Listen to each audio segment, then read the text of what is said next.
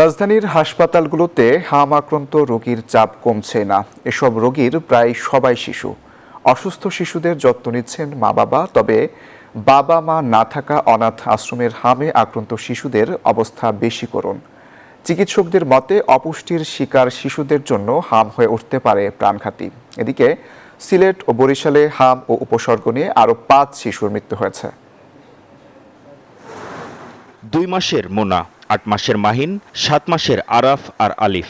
ওরা কেউ জানে না মা ডাকের মানে কি, আবার বাবার কাঁধে মাথা রাখার নিরাপত্তা কেমন। রাস্তার পাশে পড়ে থাকা কিংবা পরিত্যক্ত অবস্থায় উদ্ধার হওয়ার পর তাদের ঠিকানা হয় আজিমপুরের ছোট মণি নিবাস।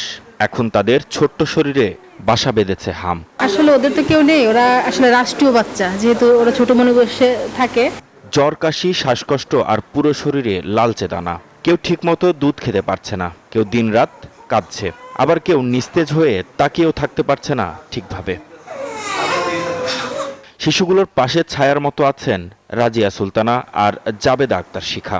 শিশুদের ওষুধ খাওয়াচ্ছেন, অক্লান্ত সেবা দিচ্ছেন। তবুও অবুঝ শিশুগুলো মায়ের স্পর্শ খুঁজছে। ওরা বাবা মা দেখেনি, কিন্তু ডাক দেওয়ার সময় কিন্তু মাকেই ডাকতেছে। ওরা কিন্তু আমাদেরকে ডাকতেছে না, শব্দটা আসতেছে মা। ব্যথায় জ্বরে না খায় ওই মাই বলতেছে। ওই ডাক্তার কথা চিন্তা করলে খুব খারাপ লাগে। প্রপার ট্রিটমেন্ট আর যত্নের জন্য আসলে লোক লাগে যারা ওদেরকে দেখবে, কারণ 6 ঘন্টায় রোস্টার ডিউটি করলে ওদেরকে বোঝা যায় না, ডাক্তার আসলে তখন আমরা বলতে পারি না। এদের মতো শত শত শিশু ভর্তি রাজধানীর হাসপাতালগুলোতে। দেশের বিভিন্ন জায়গা থেকে হাম ও এর উপসর্গ নিয়ে এসে চিকিৎসা নিচ্ছেন। ভর্তি ছিল 27 দিনের ভিতরে, আমরা টিকা নিতে পারিনি, জ্বর কমে না। এখন আলহামদুলিল্লাহ আছে, জ্বরটা মোটামুটি কম আসছে। আসার পর সাময়িক চিকিৎসা দেওয়ার পরে এখন আবার এই সাবেকই মনে হইতেছে। র্যাশ ছিল শরীরে, র্যাশটাও কমছে। হালকা এখন কাশি আছে, কাশির জন্য আপনার গ্যাস দিতে হয়।